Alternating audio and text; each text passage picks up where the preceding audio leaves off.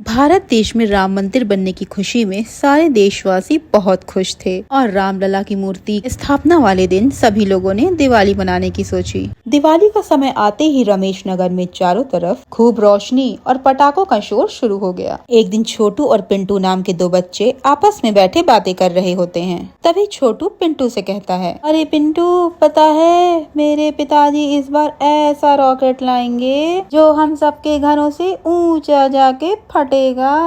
तभी पिंटू हंसने लगता है और कहता है बस क्या, अरे मेरे पिताजी को देख, उन्होंने मुझसे वादा किया है वो ऐसा रॉकेट लाएंगे जो सीधा आसमान में जाके फटेगा, तेरे रॉकेट से भी ऊंचा, और उसमें से खूब सारे रंग भी निकलेंगे, समझा क्या? तभी छोटू कहता है, अब मैं अपने पिताजी से बोलूंगा कि वो तेरे रॉकेट से भी ऊंचा जाने वाला रॉकेट लाएं।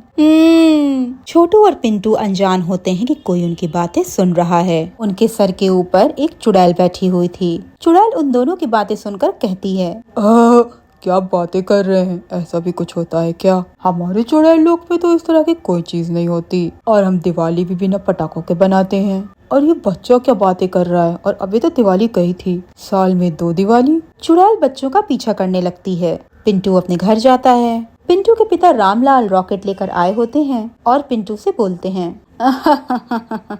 पिंटू बेटा, ये लो बेटा रॉकेट, और इसे बाहर चला कर देखो, मजा आ जाएगा। ये बिल्कुल वैसा है जैसा तुमने मांगा था। रामलाल की बात सुनकर पिंटू रॉकेट लेता है और घर के बाहर आकर चलाता है। रॉकेट सीटी मारता हुआ आसमान में उड़ता है और ऊपर जाकर फट जाता है। तभी ये देखकर चुड़ैल बोलती है, अरे यार, ये तो बहुत ही सही चीज है। मजा आ गया देखकर। अभी चलकर अपने बेटे को बताती हूँ। ऐसा बोलकर चुड़ैल अपने चुड़ैल लोक में उड़ जाती है और चुड़ैल लोक की दूसरी चुड़ैलों को बताती है, अरे काली चुड़ैल बहन, मैंने आज बहुत ही अलग चीज देखी इंसानों में। वहाँ हम चुड़ैलों से भी ज्यादा उड़ने वाली चीजें आ गई हैं। तभी काली चुड़ैल कहती है, हमसे भी ज्यादा तेज उड़ने वाली चीजें? मुझे तेरी बात समझ में नहीं आई बहन, थोड़ा खुल कर बताओ। फिर चुड़ैल उसे सारी बातें बताती है, जिसे सुनकर काली चुड़ैल बोलती है, अरे वाह, ये तो मजा ही आ गया। बताओ, ऐसी भी चीजें बनाने लगे हैं ये इंसान? अगर ये पटाखे हम चुड़ैल लोक में आ जाए तो मजा ही आ जाएगा। फिर काली चुड़ैल और चुड़ैल दोनों मिलकर मानव लोक से रॉकेट लाने का इरादा मनाते हैं। अपनी अपनी योजना के अनुसार दोनों चुड़ैलें पिंटू के यहाँ रखे पटाखे उठाने लगती हैं। थोड़ी ही देर में सारे पटाखे उठाने के बाद वहाँ से चली जाती हैं। अगली सुबह पटाखे ना पाकर पिंटू रोने लगता है, माँ, पिताजी, मेरे पटाखे ना जाने कहाँ चले गए। रात में मैं उन्हें अपने पास रख कर ही सोया था। तभी रामलाल कहता है, अरे कोई बात नहीं पिंटू बेटा, ढूंढ लो, अगर नहीं मिलता है तो मैं तुम्हें नए ला के दे दूंगा, समझे? ऐसा कहकर रामलाल वहाँ से अपने काम पर चला जाता है। इधर चुड़ैल लोक में काली चुड़ैल को और चुड़ैलें बड़ी हैरानी से देखने लगती हैं। एक चुड़ैल जिसका नाम गोरी होता है, वो काली चुड़ैल के पास आकर बोलती है, बहन, ये क्या है, और ये क्या लेके आ गए तुम इंसानों के यहाँ से? गोरी चुड़ैल की बात सुनकर काली चुड़ैल हंसने लगती है और बोलती है, मेरी गोरी बहन, इन्हें पटाखे कहते हैं, पटाखे। इंसानी लोग इसे जला के बहुत खुश होते हैं, इसीलिए मैं इन्हें लेकर आ गई हूँ। तभी गोरी चुड़ैल कहती है, अरे बहन, लेकिन तुम इन्हें चलाओगी कैसे?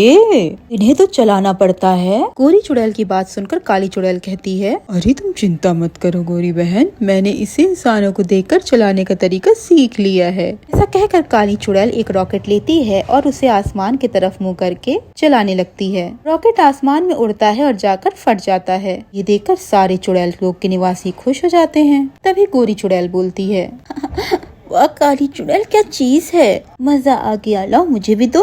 ऐसा कहकर गोरी चुड़ैल भी एक रॉकेट चलाती है, लेकिन गलती से वो नीचे गिर जाता है और इधर उधर तेजी से घूमने लगता है। तभी गोरी चुड़ैल कहती है, अरे वाह, ये तो बड़ी जबरदस्त चीज है, इसे तो चलाकर मजा आ गया, इसे तो मैं रखूंगी अपने पास और इंसानों को इससे परेशान करके मजा चखाऊंगी। गोरी चुड़ैल की बात सुनकर काली चुड़ैल और चुड़ैल भी खुश हो जाती हैं और हंसने लगती हैं। तभी काली चुड़ैल कहती है, तुमने तो हम दोनों चुड़ैलों बहने की मुंह की बात ही छीन ली। सचमुच मैं तो उसके बारे में ही सोच रही थी। फिर रामलला की स्थापना का दिन होता है। सभी बहुत खुश होते हैं और दिवाली मना रहे होते हैं। हर तरफ पटाखे ही पटाखे फट रहे होते हैं। रैली भी सुंदर औरतों का रूप बदलती है और लोगों के बीच में चली जाती है। सुरेश नाम का गाँव वाला वहाँ पटाखे छोड़ रहा होता है। तभी वो इतनी सुंदर 3 औरतों को देखकर खुश हो जाता है और बोलता है, आप तीनों कौन हैं? आप तीनों में से सुंदर तो कोई भी नहीं है। इस गांव में आप कहां से आई हो?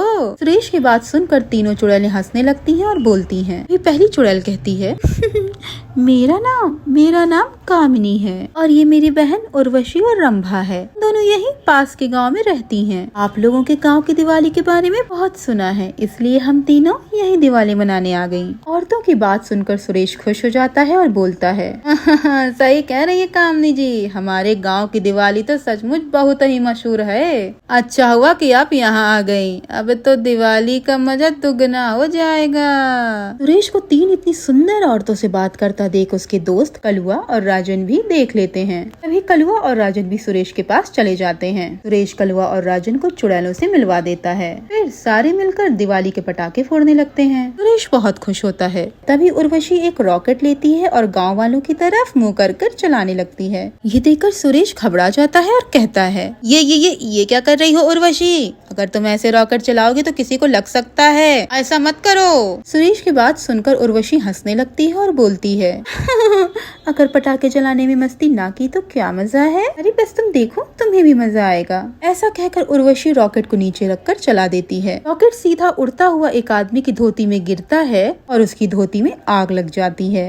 ये देख तीनों औरतें हंसने लगती हैं। उस बूढ़े आदमी को ये सब देख बहुत गुस्सा आ जाता है और वो उन लोगों के पास आकर कहता है, वो सब लोगों को तमीज नहीं है क्या? यही अगर मेरे साथ बुरा हो जाता तो? लेकिन तीनों चुड़ैलों पर उस बूढ़े आदमी की बातों का कोई असर नहीं होता और वो चुड़ैलें हंसती रहती हैं। ये देखकर उस बूढ़े आदमी को बहुत गुस्सा आ जाता है और वो उर्वशी को एक थप्पड़ मार देता है। थप्पड़ लगते ही उर्वशी अपने असली रूप में आ जाती है और उस बूढ़े आदमी को गले से पकड़ लेती है और कहती है, तेरी इतनी हिम्मत, तू अब हम चुड़ैलों पर हाथ उठाएगा? तेरी मौत पक्की है। ऐसा कहकर चुड़ैल उस आदमी की गर्दन मरोड़कर उसे मार डालती है। चुड़ैलों को देखकर गांव में अफरा तफरी मच जाती है। तभी गोरी चुड़ैल हंसने लगती है और कहती है, मजा आ गया चुड़ैलों, क्या भगदड़ मची है गाँव में, ऐसा दोबारा देखने को कभी नहीं मिलेगा। तभी गोरी चुड़ैल की बात सुनकर काली चुड़ैल कहती है, सही कह रही हो बहन, ऐसा नजारा तो कभी नहीं मिलेगा। क्यों ना इस नजारे को और भी अच्छा बना दी। ऐसा कहकर काली चुड़ैल सारे पटाखों में आग लगाकर गांव वालों की ओर फेंक देती है। पूरे गांव में आग लग जाती है। इधर गांव वाले गांव के पंडित जी के पास जाते हैं और उन्हें सारी बात बता देते हैं, जिसे सुनकर पंडित जी कहते हैं, अरे मेरे गांव वालों, ये चुड़ैलों का मामला है, तुम्हें किसी तांत्रिक के पास जाना चाहिए। भला मैं इसमें क्या कर सकता हूँ? तभी एक गाँव वाला कहता है, अरे पंडित जी, तांत्रिक के पास जाने का समय नहीं है, अब चलो, नहीं तो पूरा गाँव जलकर भस्म हो जाएगा। गाँव वालों की जिद पर पंडित जी चुड़ैलों के पास चल पड़ते हैं। तभी पंडित जी को देख गोरी चुड़ैल कहती है, अरे अरे अरे, इस मरियल को अपने साथ लाए हो तुम गाँव वालों अपनी मदद के लिए? ये मरियल हमारा कुछ नहीं कर पाएगा। तभी चुड़ैल की बात सुनकर पंडित जी कहते हैं, दुष्ट चुड़ैलों, तुमने गाँव वालों को परेशान करके ठीक नहीं किया है। मैं तुम तीनों को नहीं छोड़ूंगा। आज तो हमारे गाँव के मंदिर में भी रामलला की प्राण प्रतिष्ठा है और वो प्रतिष्ठा मैंने की है और ये उसी का चरणामृत है। ऐसा कहकर पंडित जी चरणामृत की छींटे उन चुड़ैलों पर डालते हैं। छींटे पड़ते ही चुड़ैलें जलने लगती हैं। तभी चुड़ैल कहती है, ये क्या कर दिया पंडितों ने, हम सभी चुड़ैलें जल रही हैं। हमें जाने दे, हम तीनों फिर यहाँ कभी नहीं आएंगी। तभी पंडित जी कहते हैं, तुम तीनों अब यहाँ से टल कर ही जा पाओगी। थोड़ी ही देर में तीनों चुड़ैलें जलकर मर जाती हैं और दोबारा वापस नहीं आती।